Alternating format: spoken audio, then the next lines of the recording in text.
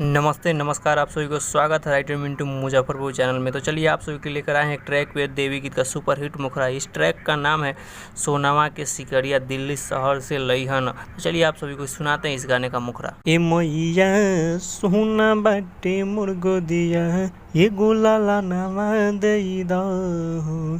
ए मैया सोना बाटे मोर गोदिया ये गुलाला नामा देई दहो। ये गुलाला नामा देई दहो। ये गुसगा नामा देई दहो कि हमरा मांग के सुनर से नुरावा सोनय मर कई दहो। कि हमरा मांग के सुनर से नुरावा सोनय मर कई दहो। उम्मीद करते हैं ये गाना आप लोगों को पसंद आया होगा। अगर ये गाना पसंद आए तो हमारे चैनल को सब्सक्राइब, लाइक, कमेंट, शेयर ज़रूर करें। अगर ये गाना पर्सनली लेना चाहते हैं तो हमारे कॉन्टैक्ट नंबर पे कॉन्टैक्ट कर सकते हैं। हमारे साथ अपना कीमती समय बिताने के लिए बहुत बहुत धन्यवाद।